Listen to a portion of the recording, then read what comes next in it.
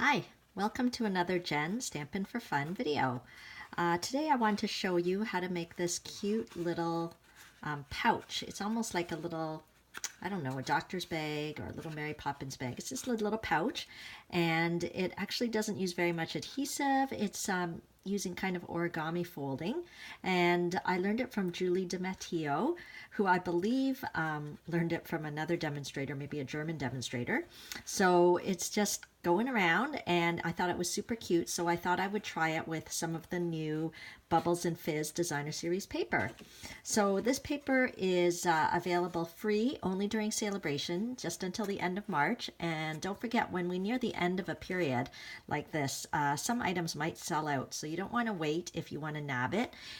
In Canada, it just takes a $60 order and you will get this paper for free. So this is just one of the designs in the paper pack, but there's a number of different designs, but I'm going to use this one with the Bermuda Bay and the stars. I thought it was super cute. And what we're going to do to start is have it with the corner pointing up, and I am just going to go fold it corner to corner. Okay, so kind of as close as you can, corner to corner. And it does help to kind of have a bone folder to burnish those folds. So then you're going to unfold it, and you're going to do exactly the same for the other corner. Just go corner to corner, just like that. Okay, unfold it, and then we're going to fold it in half. So we're just making these crease marks, and for those of you that are familiar with origami, you'll know that this is a very common sort of starting for origami, is to start with these folds, and then we'll turn it 90 degrees and we'll fold it in half again. Okay, so we're just kind of beginning by making these fold lines.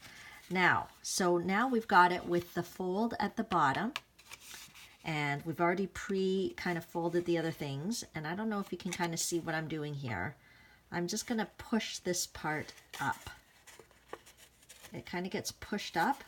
And because I have a crease mark here, I'm able to fold this, and it kind of turns into kind of a triangle on this side. Okay, so I'll show you again on the other side. You just kind of like push this,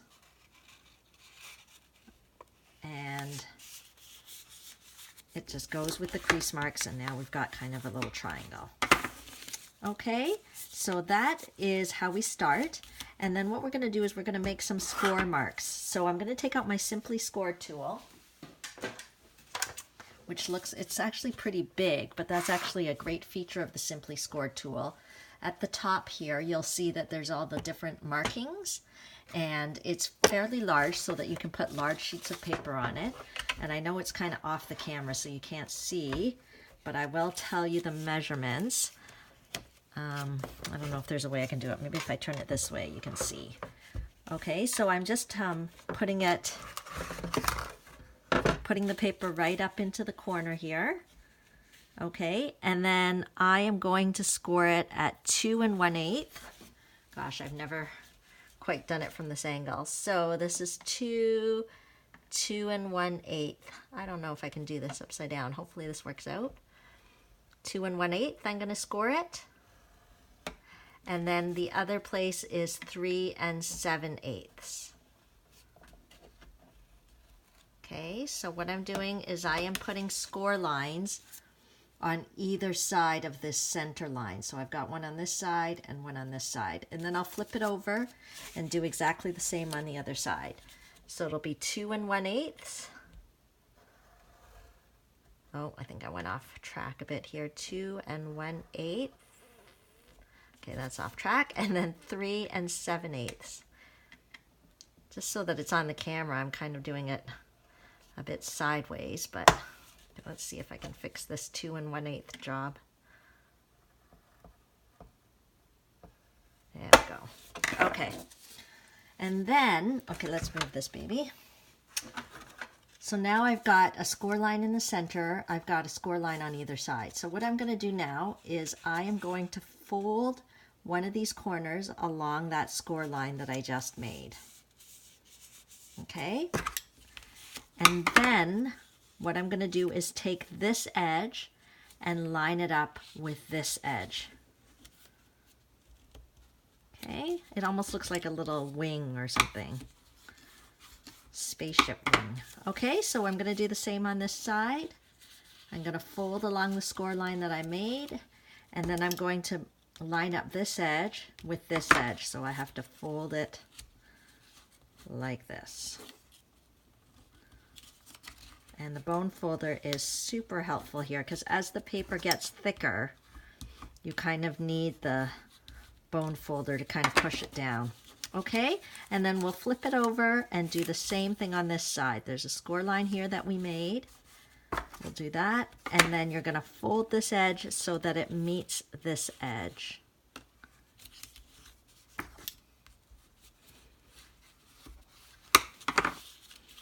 And same thing here.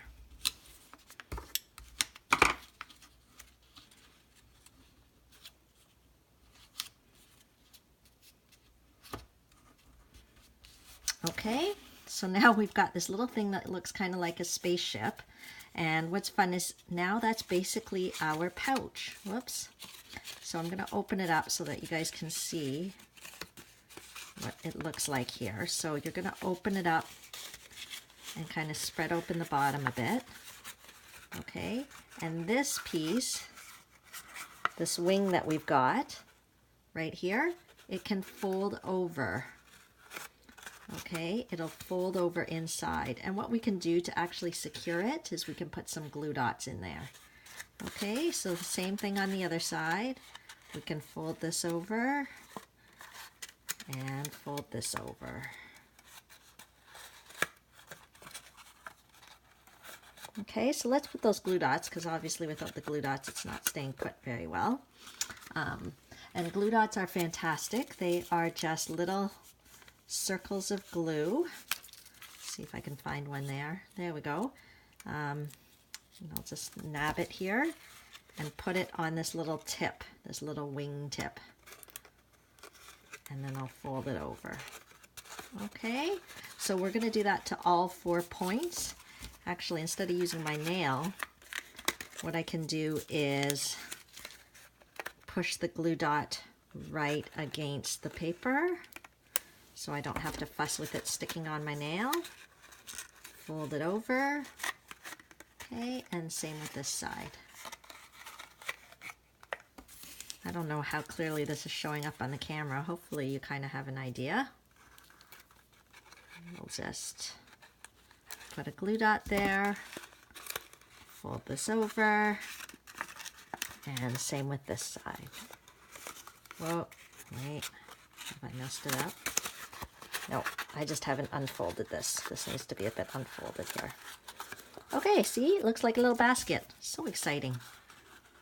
Making things with paper just makes me super happy. Okay, so here's our little basket. Okay, and then, so you could actually give little treats in here. You could put some of that Ready Shreddy filler in there and put little treats just like that. But if you want to make it look more like a little doctor's bag or a Mary Poppins bag, all you have to do is kind of pinch it together at the top. Okay, and then you've got your little bag. And so what I used to pinch it together, you got to make sure this is kind of poofed out a bit here. Okay. Oh, here we got to put the chocolate inside. Chocolate is essential. It would be kind of sad to put stuff in there. I mean, to give them a little bag and not put the chocolate inside, that's like depressing. Okay, so then what we're going to do, what I decided to do to close it, to keep it really easy to close and open, is the library clips. So Stampin' Up! Sells these library clips, gold library clips. I believe there's 20 in a package, so it's pretty cost effective that way. And then I just kind of clipped it closed. Okay, so there we go. That's kind of the main meat and potatoes of this little treat bag. And to dress it up, I used some of the Bermuda Bay shimmer ribbon, which, by the way, is also a Celebration freebie. So it comes, it's like a 3-pack of shimmer ribbon and in kind of a gray, a Calypso coral, and a Bermuda Bay. So I'm using the Bermuda Bay. Just going to tie a little bow. And then our fantastic glue dots are going to come into the picture. And I'll just dress up that little library clip there. Okay, so there's actually 2 celebration freebies on here. Okay, so we've got our little bow that dresses it up. That's cute. And then if we wanted to put a sentiment, I'm using this Hello Easter stamp set. I'm going to use the Hello Spring on there. I've already mounted it. And I'm going to use some of the Pool Party cardstock. So I thought that that went pretty well with the Bermuda Bay. I mean, almost these little stars kind of have a bit of a pool party tinge. And I'm using this little banner punch here. So I will stick this in, punch it out. Normally I stamp before I punch, but I found this one, I don't know, it's like a visual perceptual thing. I really needed to punch it out first. And then I'm going to use some chocolate chip ink